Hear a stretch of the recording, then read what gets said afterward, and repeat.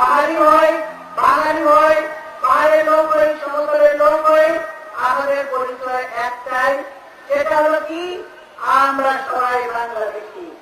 একটাই আমাদের পরিচয়, আমরা বাংলাদেশি। আমরা সকলে যেখানে অবস্থান করি নিজের দেশে থাকবো, নিজের দেশকে গড়ে তুলবো, নিজের দেশে লেখাপড়া করবো, ছেলে মেয়েদেরকে কর্মসংস্থানের ব্যবস্থা করবো, সেই কাজটি আমরা করেছি। চট্টগ্রাম পাহাড়, সমুদ্র, বন্দর আর সংগ্রামের নগরী। এই শহর কেবল বাণিজ্য কেন্দ্র নয়, বাংলাদেশের রাজনৈতিক ইতিহাসের এক গুরুত্বপূর্ণ মঞ্চ। এই নগরীতে নেমে এসেছে গভীর শোকের ছায়া। সবার মুখে উচ্চারিত হচ্ছে আপোষহীন নেত্রী বেগম খালেদা জিয়া। চট্টগ্রামবাসী স্মরণ করছে তার নেতৃত্ব, মানবিকতা ও সংগ্রাম। চট্টগ্রামের সঙ্গে খালেদা জিয়ার সম্পর্ক ছিল গভীর ও আবেগঘন। তিনি চট্টগ্রামকে ভালোবাসতেন। যে কোনো দুর্যোগে, যে কোনো সংকটের সময় তিনি ছুটে আসতেন চট্টগ্রামের মানুষের পাশে। বন্দর নগরী ছিল তার প্রিয় শহরগুলোর অন্যতম। তার স্বামী শহীদ রাষ্ট্রপতি জিয়াউর রহমান 1981 সালের 30 মে চট্টগ্রাম সার্কিট হাউসে নিহত হন। চট্টগ্রামের রাঙ্গুনিয়ায় তার প্রথম সমাধি স্থাপন করা হয়, যা এই শহরের জন্য চিরস্থায়ী স্মৃতি। রাজনৈতিক জীবনে খালেদা জিয়া চট্টগ্রামের 2টি আসন থেকে জাতীয় সংসদ নির্বাচনে বিজয়ী হন। 1991 সালের 27 ফেব্রুয়ারি চট্টগ্রাম 8 আসন, 1996 সালের জুনে চট্টগ্রাম 1 আসন। চট্টগ্রামের মানুষের প্রতি তাঁর দায়বদ্ধতা সর্বদা প্রতিফলিত হয়েছে। সমস্ত চট্টগ্রামের যে উন্নয়নের, চট্টগ্রামবাসীর যে প্রত্যাশা, যে আকাঙ্ক্ষা ছিল, সেটা উনি সবসময় আলাপ করেছেন। যখনই সম্ভব উনি সেই কাজগুলো করেছেন চট্টগ্রামের জন্য। এবং চট্টগ্রামের সমস্যা, চট্টগ্রামের উন্নয়ন, চট্টগ্রামের মানুষের আকাঙ্ক্ষা ওনার মনে সবসময় ধারণ করেছেন। আপনি যদি শুরু করেন সেই কর্ণফুলী ব্রিজ থেকে শুরু করে ইপিজেড, জিয়া রহমান সাহেব প্রথম ইপিজেড করেছেন, দ্বিতীয় ইপিজেড পতেঙ্গাতে 39 নম্বর ওয়ার্ডে উনি দ্বিতীয় ইপিজেড করেছেন। স্টিল মিল বন্ধ হওয়ার পরে সেখানে যখন লোকজন চাকরি হারিয়েছে, উনি সিদ্ধান্ত নিয়েছেন সেই চাকরির থেকে আরও বেশি যাতে চাকরি হয় ওই এলাকা, ওই অঞ্চলের মানুষের, চট্টগ্রামের মানুষের।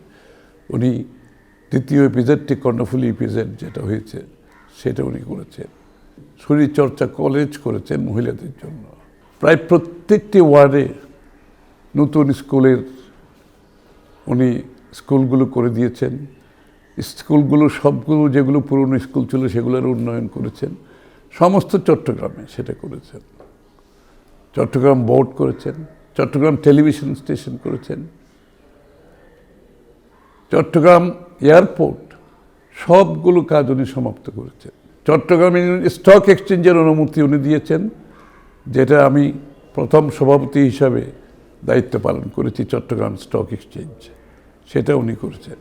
ভেটেরিনারি কলেজ সেটাও বেগম খালেদা জিয়ার হাত দিয়ে হয়েছে। চট্টগ্রাম মেডিকেল কলেজে আইসিইউ থেকে সমস্ত মেডিকেল কলেজের উন্নয়নগুলি উনি করেছেন। এবং চট্টগ্রামের কর্ণফুলী নদীর ওপারে যে ইপিজেডটি হয়েছে সেটাও কিন্তু ওনার সময় সেটার প্রথম অনুমতি কিন্তু দেশনেত্রী বেগম খালেদা জিয়া দিয়েছেন, যেটা কোরিয়ান ইপিজেড, নদীর ওপার একটা বিশাল কর্মযজ্ঞ সেখানে। পরবর্তী সরকার সেটাকে বাধাগ্রস্ত করেছে ভীষণভাবে। সেই জন্য সেই কোরিয়ান ইপিজেডটির কাজ সাময়িকভাবে বাধাগ্রস্ত হয়েছিল। আমরা আশা করি সেটা আবার নতুন রূপে এখন বিদেশি বিনিয়োগের জন্য আরও বেশি সুযোগ সৃষ্টি করে দেবে। এই ফ্যাসিস্ট বিরোধী আন্দোলনে চট্টগ্রাম থেকে ওনার প্রথম বড় বড় সভাগুলো চট্টগ্রামবাসীকে দিয়ে উনি করেছেন।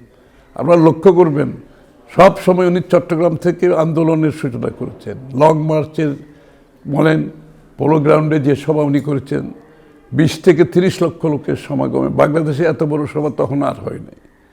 চট্টগ্রামবাসী ওনার প্রত্যেক সময় ওনার ডাকে সাড়া দিয়েছেন। সমস্ত উন্নয়ন, সমস্ত স্বৈরাচার বিরোধী আন্দোলনে যতগুলো কর্মসূচি বেগম খালেদা জিয়া দেশনেত্রী হাতে নিয়েছেন, যত কর্মসূচি নিয়েছেন, প্রত্যেকটি কর্মসূচির প্রতি চট্টগ্রামবাসী ওনাকে সম্মান দিয়েছেন। দীর্ঘ 35 বছর ওনার সাথে কাজ করেছি আমি। আমার জন্য ব্যক্তিগতভাবে এটাকে ওনার চলে যাওয়াটা একটা কঠিন বিষয়। আমার রাজনৈতিক জীবনে শুধু নয়, আমার ব্যক্তিগত জীবনে একটি কঠিন সময় আমার কাছে আজকে আমি সম্মুখীন হয়েছি। ওনার স্মৃতি, ওনার সাথে আমরা এই যে ভিশন 2030 যেটা আমরা একসাথে বসে লাইন বাই লাইন করেছি আমরা ভিশন 2030, যে বিশ্ব বরেণ্য ব্যক্তিতে বেগম খালেদা জিয়া মৃত্যুঞ্জয়ী, মহীয়সী, মহাকাব্য রচনা করে গেছেন। উনি আমাদের মধ্যে চিরদিন অম্লান। চট্টগ্রামে তিনি শুধু নির্বাচনী বিজয়ী অর্জন করেননি, এই নগরীর মানুষ তাকে দেশ নেত্রী উপাধি দিয়েছিলেন। শুধু রাজনৈতিক নেতৃত্ব নয়, মানবিক দায়িত্ববোধেও তিনি ছিলেন উদাহরণ। 2012 সালের ভয়াবহ পাহাড় ধস এবং 2017 সালের রোহিঙ্গা সংকটে তিনি সরাসরি ক্ষতিগ্রস্ত এলাকা পরিদর্শন করেন, ত্রাণ বিতরণ করেন। আধুনিক চট্টগ্রামের বেশিরভাগ স্থাপনাই খালেদা জিয়ার হাত ধরে গড়ে ওঠে। চট্টগ্রামকে বাণিজ্যিক রাজধানী ঘোষণা করা হয় তাঁর নেতৃত্বে। নগরীর বড় বড় অবকাঠামো, আন্তর্জাতিক মানের ব্যবসা বাণিজ্যিক অঞ্চল সবই তাঁর পরিকল্পনা ও উদ্যোগে বাস্তবায়িত হয়। চট্টগ্রাম রেল স্টেশন, শাহ আমানত বিমানবন্দর, আগ্রাবাদের ওয়ার্ল্ড ট্রেড সেন্টার, চট্টগ্রাম শিক্ষা বোর্ড, চট্টগ্রাম কক্সবাজার 2 লেনের মহাসড়ক সবই তাঁর আমলেই করা। চট্টগ্রাম মেডিকেল কলেজে নতুন ওয়ার্ড, ডেন্টাল শাখা সব আধুনিকায়ন তাঁর নেতৃত্বে। চট্টগ্রামে উনি বারবার এসেছেন। আপনারা দেখেছেন যে 91 যখন ঘূর্ণিঝড় হয়, যখন উনি মহিলা প্রধানমন্ত্রী হলেন বাংলাদেশের প্রথম বাংলাদেশে, এরপরে 91 ঘূর্ণিঝড় চট্টগ্রাম, আনোয়ারা, বাঁশখালীতে উনি নিজে গিয়েছেন, সেখানে তাদের দেখভাল করেছেন, তাদের দুস্থদের মধ্যে ত্রাণ। তখন আমি এটা মেডিকেল টিম করা হয়েছিল, ওই মেডিকেল টিমের আমি দায়িত্বে ছিলাম। তো দেশনেত্রী বেগম খালেদা জিয়া 2008 সালের 7 নভেম্বর এই চট্টগ্রামের লালদিঘি ময়দানে আবারও উনি এসেছিলেন। সেদিন উনি কিন্তু মানুষের কথা বলতে এসেছিলেন, মানুষের জন্য উনি বলেছিলেন যে দেশ বাঁচাও, মানুষ বাঁচাও। উনি ভোটের কথা বলেননি, কিংবা কোনো প্রার্থীকে ভোট দেওয়ার জন্য বলেননি আমাদের, যদি 1 মাস পরে নির্বাচন ছিল। এবং এরপরে আপনারা যে ঐতিহাসিক আমাদের যে পলো গ্রাউন্ডের সমাবেশ 2012 সালে, এই পলো গ্রাউন্ডে যেখানে 16 লক্ষ লোকের সমাবেশে উনি প্রধান অতিথির বক্তব্য রেখেছেন। এবং আমার জানার মতে, যেহেতু আমি ওই সময় সেক্রেটারি ছিলাম দলের, পুরো সমাবেশটা আমি সেখানে উপস্থাপনা করেছি, আমি দেখেছি উনি যে পরিমাণ আনন্দিত হয়েছিল, ওনার চোখে যে উচ্ছ্বাস আমরা দেখেছি, কারণ লাখো লাখো মানুষ। এরপরে উনি আবারও আকবর সাথে, আপনারা দেখেন একটা ভূমিধস হয়েছিল আকবর সাথে পাহাড়তলিতে, সেখানে আবারও উনি ছুটে এসেছেন। এবং চট্টগ্রামকে উনি এত ভালোবাসতেন, ওনার শেষ সফরটিও ছিল কিন্তু চট্টগ্রামে। 2017 সালে আপনারা জানেন, যখন রোহিঙ্গারা অনুপ্রবেশ করেছে চট্টগ্রামে, আপনার বান্দরবন এবং টেকনাফ সীমান্ত দিয়ে, সেখানে তাদেরকে যখন মায়ানমারের সামরিক জান্তারা তাদেরকে হত্যা করছিল নির্বিচারে এবং তাদেরকে পুশ করছিল এদিকে আসার জন্য, তো ওই সময় আমরা জানতাম যে ম্যাডাম লন্ডনে ছিলেন চিকিৎসার জন্য, বাট লন্ডন থেকে উনি চিকিৎসা পুরোটা না নিয়ে মানবিক কারণে উনি ছুটে এসেছিলেন। সেই সময় ফেনীর মহিপালে ওনার গাড়িতে হামলা করা হয়েছে এবং আমিও কিন্তু ওই মামলার আসামি আমার করা হয়েছে। কিন্তু 2018 সালে উনি যখন নাজিমুদ্দিন রোডের কারাগারে, ওনার তখন ফিজিওথেরাপি চলছিল, তো ফিজিওথেরাপির আসলে উন্নত মানের মেশিন ঢাকা মেডিকেল কলেজের যারা থেরাপি দিচ্ছিল ওনাকে, তাদের ছিল না। এবং এখানে যে ফিজিওথেরাপিস্ট মেয়েটা ওনাকে থেরাপি দিত, সে আমাদের একটা ল্যাব টেকনিশিয়ান অ্যাসোসিয়েশনের প্রেসিডেন্ট, তার হাজব্যান্ড ছিল। তো তার মাধ্যমে, ওই ছেলেটার নাম ছিল বিপ্লব, তো তার মাধ্যমে আমি যখন জানলাম যে ম্যাডামের চিকিৎসাটা ঠিকমতো হচ্ছে না, তখন আমি একটা দামি মেশিন ওই মেয়েটাকে, ফিজিওথেরাপিস্ট যাকে, তাকে দিলাম এবং দিয়ে বললাম যে এটা দিয়ে থেরাপি দিবেন, ইনশাল্লাহ ম্যাডাম ব্যথা কমে যাবে হাতে। নাজিমউদ্দিন কারাগারে যখন মেয়েটা ওই মেশিন দিয়ে ম্যাডামকে নিতে গেল, এবং সেখানে প্রথমে ম্যাডাম কিন্তু মেশিন দিয়ে নিচ্ছিল না, উনি ম্যানুয়ালি নিচ্ছিল। এক পর্যায়ে মেয়েটা বলতে বাধ্য হলো যে ম্যাডাম এটা মেশিনটা চট্টগ্রামের ডাক্তার সাদাত পাঠিয়েছেন এবং আপনার জন্য পাঠিয়েছেন। আমার কথা বলার সাথে সাথে ম্যাডাম বলে আচ্ছা তাহলে দাও। বাট থিং ইজ ওইখানে যে মাইক্রোফোন রেখেছিল, এই যে ম্যাডাম কি বলছে না বলছে কি করছে সব শোনার জন্য, এবং সাথে সাথে গোয়েন্দা সংস্থার কাছে এটা চলে গেল। তো এই যে একটা চিকিৎসা, যেটা হচ্ছে আমাদের ফান্ডামেন্টাল রাইট, আজকে যে কথাগুলো আসছে যে ম্যাডামকে সুচিকিৎসা দেওয়া হয়নি, এই একটা ঘটনা থেকে আপনি বুঝতে পারছেন। এবং ওনাকে এরপরে যেসব থেরাপিস্ট দিয়ে থেরাপি দেওয়া হয়েছিল সেটা কিন্তু এ ক্যাটাগরির থেরাপিস্ট ছিল না, এরা ছিল BC ক্যাটাগরির থেরাপিস্ট।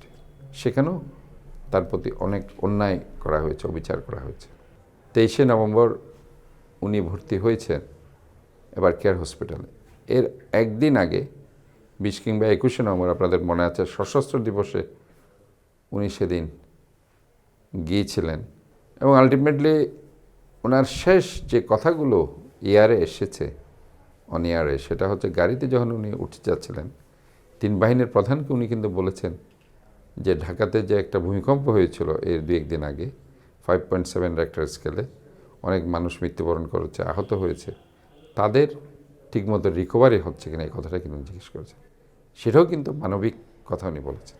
বাংলাদেশের ইতিহাসে শুধু নয়, পৃথিবীর ইতিহাসে এই ধরনের বড় জানাজা কোনো মহিলা নেত্রীর হয়েছে কিনা সন্দেহ আছে। দেশনেত্রী বেগম খালেদা জিয়া আজকে আমাদের মধ্যে নেই, কিন্তু আমরা ওনার জন্য সবাই কাই মনোবাক্যে দোয়া করতে পারি। আমরা মহান রব্বুল আলামিনের কাছে দোয়া করছি আল্লাহ তাআলা ওনাকে জান্নাতুল ফেরদৌস নসিব করুন। বন্দরের সম্প্রসারণ, পতেঙ্গায় বেড়িবাঁধ সবই তার উদ্যোগে। বাংলাদেশ টেলিভিশন চট্টগ্রাম কেন্দ্রের প্রতিষ্ঠা ও উন্নয়নেও তার অবদান স্পষ্ট। চট্টগ্রামের জনগণ, শিল্পী ও সাংবাদিকরা যখন নিজেদের ভাষা, সংস্কৃতি এবং নিউজ তুলে ধরার সুযোগ খুঁজছিল, তখন সাবেক প্রধানমন্ত্রী খালেদা জিয়া সক্রিয়ভাবে উদ্যোগ নেন। বিটিভি চট্টগ্রাম কেন্দ্র চালু করেন, যা শুধু খবর সম্প্রচারই নয়, চট্টগ্রামের সাংস্কৃতিক ও রাজনৈতিক ইতিহাসের সংরক্ষক হিসেবে কাজ করেছে। দক্ষিণ চট্টগ্রাম ও কক্সবাজারের সংযোগ সহজ করতে তিনি তৃতীয় কর্ণফুলী সেতুর কাজ শুরু করেন। এটি দক্ষিণ চট্টগ্রাম, কক্সবাজার ও বান্দরবানকে সারা দেশের সঙ্গে যুক্ত করেছে। চট্টগ্রাম বন্দরের প্রথম ও দীর্ঘতম স্বতন্ত্র কন্টেইনার টার্মিনাল, বন্দর অবকাঠামোর উন্নয়ন সবই তার নেতৃত্বে।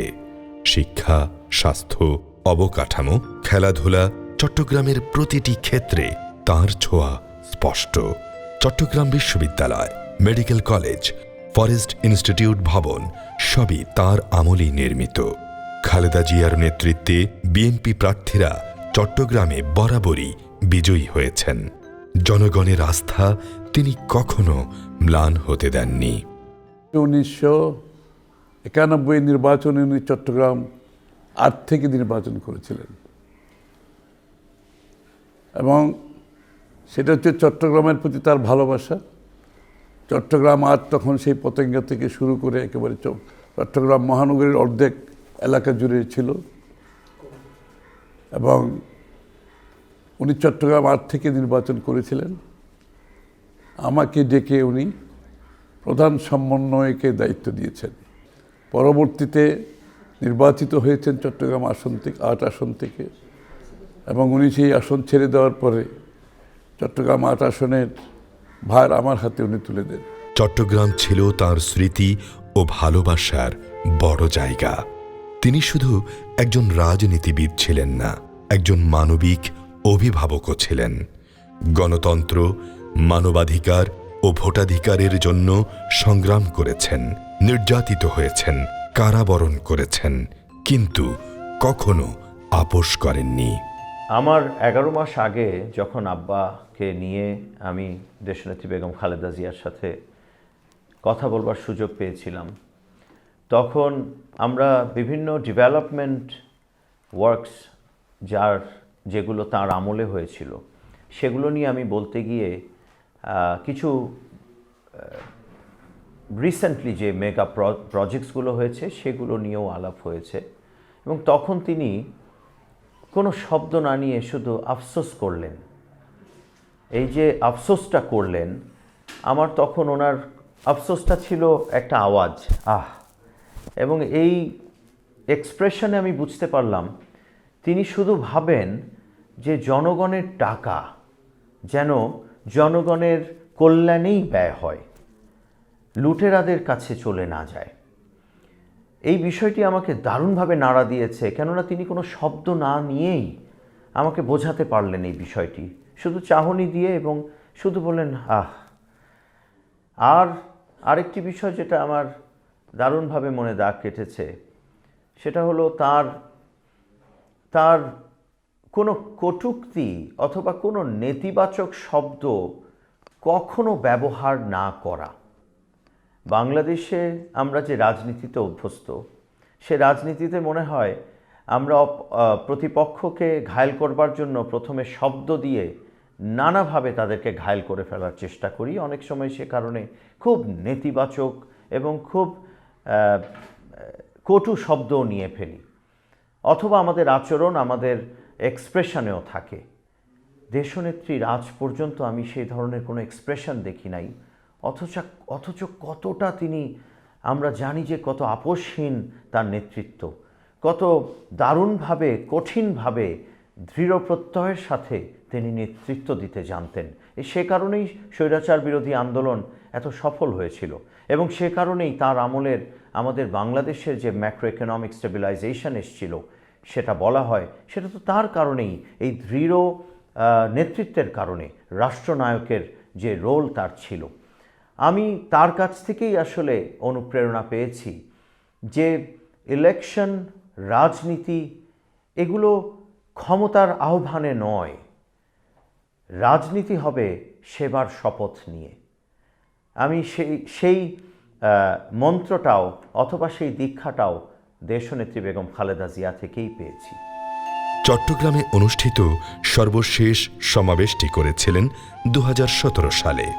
চট্টগ্রাম যেমন সংগ্রামের শহর, খালেদা জিয়াও তেমনি আপোষহীন নেতৃত্বের প্রতীক। নগরী তার স্বপ্ন, তার কীর্তি আর তার ভালোবাসার সাক্ষী। এক নাম, এক ইতিহাস, এক আবেগ। চট্টগ্রামবাসী চিরকাল স্মরণ করবে খালেদা জিয়ার মানবিক ও রাষ্ট্রনায়কত্ব। তিনি শুধু একজন নেতা নন, একজন সাহসী, দায়িত্বশীল এবং প্রেরণাদায়ক রাষ্ট্রনায়ক। চট্টগ্রামের মানুষ খালেদা জিয়াকে দেখেছে একদিকে রাষ্ট্রনায়ক হিসেবে, অন্যদিকে একজন রাজনৈতিক সংগ্রামী হিসেবে। তার নেতৃত্বে বিএনপি 3 বার সরকার গঠন করে, এবং সেই সময় চট্টগ্রাম বন্দর, রপ্তানি অঞ্চল, সড়ক যোগাযোগ ও শিল্পায়নে কিছু গুরুত্বপূর্ণ উদ্যোগ নেওয়া হয়। চট্টগ্রামের অর্থনৈতিক গুরুত্ব তার সরকারগুলোর সময় জাতীয় নীতি নির্ধারণে বিশেষ গুরুত্ব পেয়েছিল। একই সঙ্গে এই শহরই খালেদা জিয়ার জন্য কঠিন সময়ের সাক্ষী। রাজনৈতিক সংঘাত, আন্দোলন, সংগ্রাম, মামলা, মোকদ্দমা সবকিছুর ছায়া চট্টগ্রামের রাজনীতিতেও পড়েছে। বিএনপির শক্তিশালী ঘাঁটি হওয়ায় এখানে সংঘর্ষ, গ্রেপ্তার আর প্রতিবাদের দৃশ্য বারবার দেখা গেছে। আজ সময় বদলেছে, রাজনীতির ভাষা বদলেছে, কিন্তু চট্টগ্রামের রাজনীতিতে খালেদা জিয়া এখনো একটি বড় অধ্যায়। তার নেতৃত্বে গড়ে ওঠা রাজনৈতিক ধারা এই শহরের রাজনীতিতে গভীরভাবে প্রথিত। চট্টগ্রামের রাজনৈতিক ইতিহাসে তাঁর উপস্থিতি কোনোদিন মুছে ফেলা যাবে না।